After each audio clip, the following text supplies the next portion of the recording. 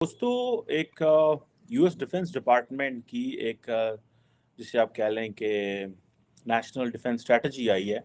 Nuclear poster review और missile defence review आया है। और ये डिफेंस स्ट्रेटजी जो है इसमें उन्होंने they have main streamed India India को उन्होंने अपना मेजर डिफेंस पार्टनर और ये कहा है कि हम उसकी एबिलिटी जो है वो इन्हेंस करेंगे। फर्स्ट ऑफ ऑल वो कह रहे हैं कि जी हमने अपना घर डिफेंड करना है, ठीक है जी। और वो जो है वो अपना घर डिफेंड किससे करना है? पीपल्स रिपब्लिक ऑफ चाइना से।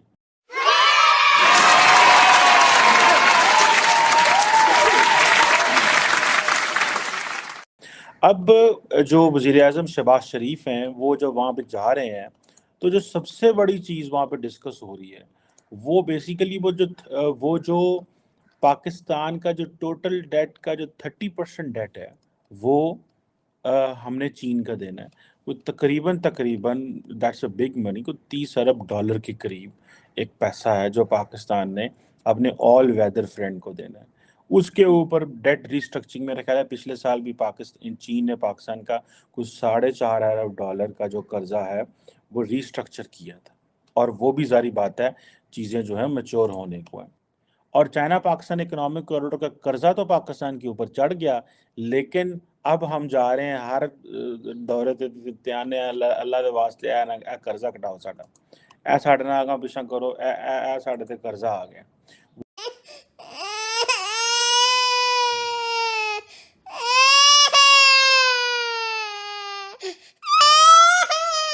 और मैं नहीं समझता कि ये इतने बड़े वफद के बावजूद ये जो सी पैक का जो मंसूबा है इसमें चीन कोई नई एनर्जी या नई इन्वेस्टमेंट डालने के लिए जो है वो तैयार होगा। सही बात है।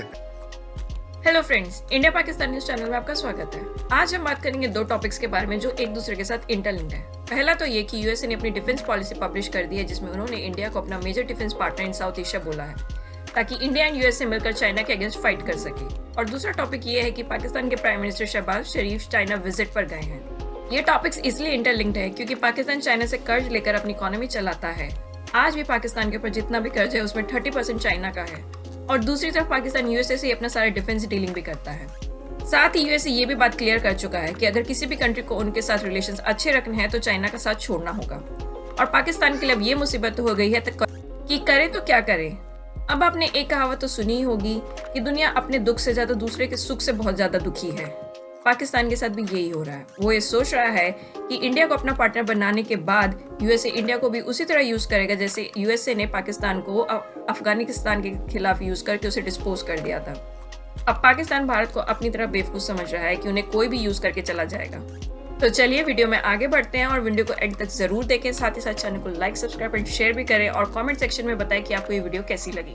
जो यूएस स्टेट डिपार्टमेंट है वो कह रहा है कि भाई हम जो है वो पाकिस्तान की जो मिस इन्फॉर्मेशन है उसको इन्फॉर्मेशन से काउंटर करेंगे। क्योंकि इमरान खान साहब हर रोज़ इल्ज़ाम लगाते हैं अमेरिका के ऊपर कि आपने ये किया। अब होता ही है कि उनको सवाल किए जाते हैं, जब सवाल किए जाते हैं तो वो कहते हैं यार हम इन चीज़ों को भी नहीं चाहते।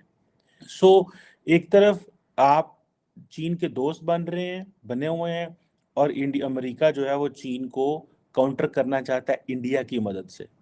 एक लाइन पाकिस्तान अमेरिका को चैलेंज कर रहा है जबकि हमें अमेरिका की ज़रूरत है व्हेन इट कम्स टू आपकी जो फॉरेन एक्सचेंज रिजर्व के हवाले से, global financial institutions IMF world bank से कर्जे लेने। कोई भी हुकूमत हो, आज इमरान खान वापस आएंगे तो वो भी भागे भागे आईएमएफ के पास जाएंगे।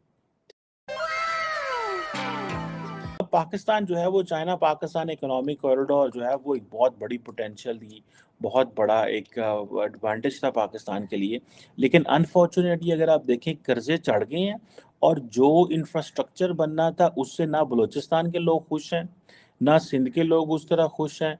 बस ये है कि कर्जे चढ़ रहे हैं और वो जो प्रोडक्टिव एंड जो चीज़ें होनी थी, मतलब at the end of the day export होनी थी, बिजनेस चलना था, हमारी जीडीपी ग्रोथ रेट हाई होनी थी, हमारे यहाँ इंडस्ट्रियलाइजेशन होनी थी, वो नहीं हो रही। पाकिस्तान के पास जो थोड़ा बहुत इंफ्रास्ट्रक्चर बना हुआ था वो भी जो है वो उड़ पुड़ गया, ठीक है। वो भी इधर उधर हिल हुल गया, वो भी पता कोई नहीं हो कि केड़ी सड़क रह गई है तो केड़ी सड़क हाली बननी है। कि इंडिया के साथ जो हमारी स्ट्रेटेजिक पार्टनरशिप है वो चाइना के मुकाबले में उसको compete करने के लिए, ये कंटेन करने के लिए। तो ये मैं समझता हूँ कि एक ऐसी बड़ी स्टेटमेंट है जो बहुत इम्पॉर्टेंट है। जाहिर है इंडिया और चाइना के दरमियान एक तरह का कॉन्फ्लिक्ट अगर आप ना भी कहें, लेकिन एक तरह की कशीदगी जो है, एक तरह की अनईजीनेस, एक तरह की अनफ्रेंडली किस्म की रिलेशनशिप बॉर्डर्स को लेके तो मौजूद तो है। तो इस हवाले से इंडिया को इसमें कोई प्रॉब्लम नहीं है कि अगर वो अमेरिका के साथ मिलके या किसी और ताकत के साथ मिलके तो चीन के खिलाफ किसी किस्म के कोई इकदाम करता है। अगर आप मुझे इजाजत दें, मैं आपको ये भी बता देती हूँ कि इसमें इस हवाले से कुछ और जो लिखा है उसमें ये कहा गया है कि according to Pentagon national defence strategy, China is a strategic rival of America.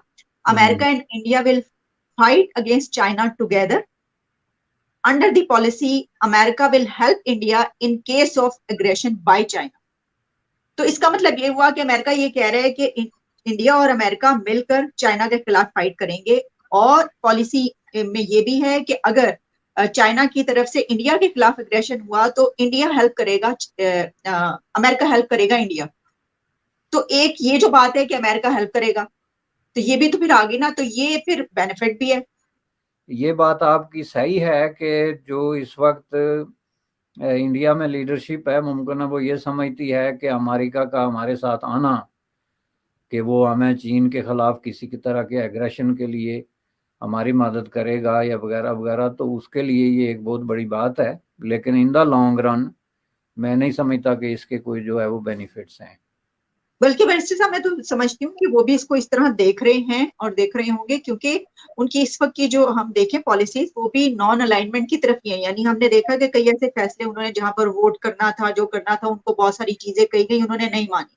तो लगा कि वो कोई इस तरह के उसमें चक्कर में नहीं है कि वो किसी उसमें पड़े। तो बहरहाल, लेकिन इसी को देखते हुए अब हम आते हैं, अगर हम पाकिस्तान की बात करें तो पाकिस्तान को तो जाहिर है कि चाइना बड़ा जबरदस्त दोस्त है पाकिस्तान का। अब शहबाज शरीफ साहब प्राइम मिनिस्टर वहां पर तशरीफ लेकर गए हैं, और जो भी फंड्स वगैरह हैं, कर्जा वर्जा, उसकी भी बात की जाएगी। तो फिर आप इसको कैसे देखते हैं कि जो अमेरिका है वो पाकिस्तान से भी यही तवक्को रखेगा, तो पाकिस्तान तो इसके ऊपर क्या करेगा?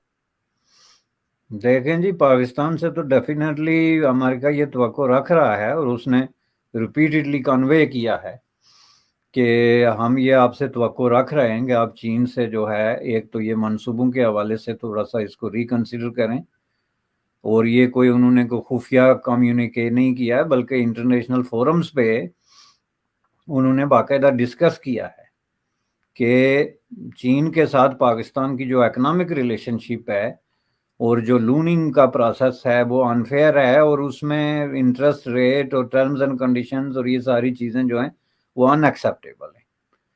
और इसमें उन्होंने जाहिर है कई दफ़ा इस पे इंसिस्ट किया कि जिन मुल्कों ने हमारे साथ रिलेशनशिप रखनी है उनको चीन से थोड़ा सा डिस्टेंस जो है वो रखना पड़ेगा। ये भगवान क्या जुल्म है।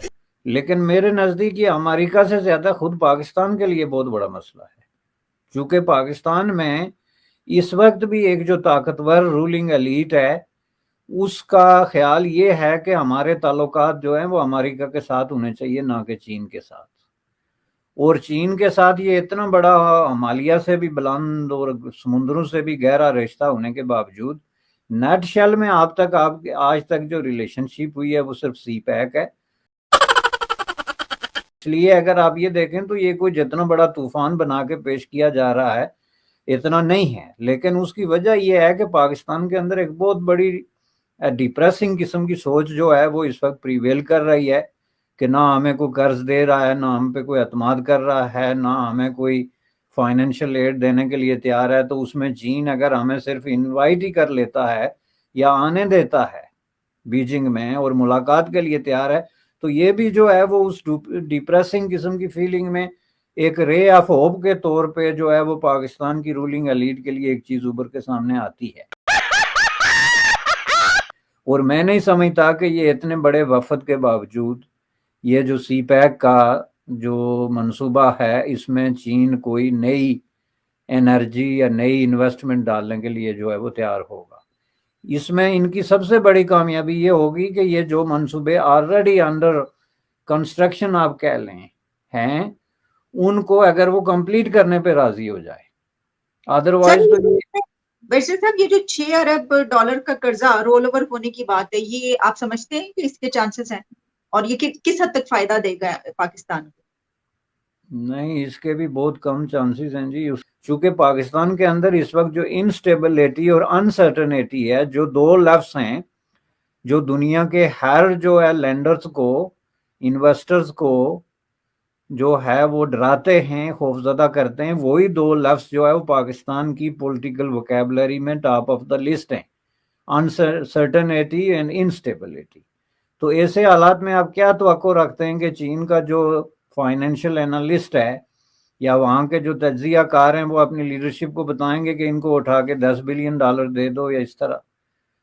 उसमें तो पहले ये था कि एक तरीके से आपकी मिलिट्री एस्टेब्लिशमेंट की बैकअप होती थी इस तरह की हुकूमतों की, तो आगे आगे वजीर आजम जाते थे तो पीछे पीछे जनरल साहब जाते थे, बल्कि तो आगे पीछे या वजीर आगे आज़म। वो जाते थे तो पीछे ये जाते थे, तो कुछ गारंटी उनको मिलती थी। अब इन हालात में जो है आप देख लें कि ये समझता हूँ, और इसमें ये फेस सेविंग कर रहे हैं ये जो सिटिंग गवर्नमेंट है, ये चूंकि कुछ ना करने से कुछ ना कुछ करना तो बेहतर है कि जी चले हम किसी दौरे पे तो जा रहे हैं। लेकिन अगर हम देखें अमेरिका को, तो अमेरिका के लिए भी एक यही इंप्रेशन दिया जाता है पाकिस्तान में, मुझे नहीं पता कहाँ तक सही है, कि वो हमेशा दूसरी किसी कंट्री को इस्तेमाल करता है अपने लिए। अपनी जमीन से उसने कभी कोई जंग नहीं लड़ता, हमेशा किसी दूसरी कंट्री को जो है, चाहे वो गल्फ कंट्रीज हो चाहे पाकिस्तान हो। तो इस बार अगर इंडिया की तरफ जा रहे हैं तो मेरे ख्याल इंडिया वैसे तो काफी बैलेंस किस्म की उनकी फॉरेन पॉलिसी है, लेकिन इस बात से आपको क्या लग रहा है कि ये बैलेंस कर पाएंगे या अमेरिका की तरफ हो जाएंगे? देखिए, फायदे बहुत है अमेरिका के साथ अलाइन होने के, और मतलब जो मुल्क इस्तेमाल हुए हैं, मतलब मिसाल तो पाकिस्तान की है। पाकिस्तान का प्रॉब्लम ये था कि government was pro America, population हमेशा से एंटी अमेरिकन है। मुझे समझ में नहीं आता, बातें वो बहुत एंटी अमेरिकन कहते हैं, उनको वीजा दें वो वैसे ही छोड़ के आ जाते हैं फॉरन, विच इज मुझे समझ में नहीं आता। फिर यहाँ आके 30 साल यहाँ रह के फिर यहाँ एंटी अमेरिकन बातें करते हैं। So I never understand that. But the thing is के लेकिन जो मुल्क अमेरिका के साथ गवर्नमेंट और पब्लिक दोनों ही साथ है अमेरिका के साथ, उनके साथ अमेरिका के बहुत अच्छे रिश्ते हैं। जापान को ले लें आप, 1946 के बाद से द रिलेशनशिप विद जापान बहुत अच्छा है। इसमें कोई ऐसा इस्तेमाल जापान को नहीं किया है। Japan has benefited consistently. और जापान के लिए अगर फ्रॉम एक नुकसान अगर ये देखेंगे, उसको न्यूक्लियर पावर बनने से अमेरिका ने रोका है, but America has extended nuclear deterrence, यानी अगर वो जापान को अलाई है, जापान को आप हमला करें तो America will definitely come into the war.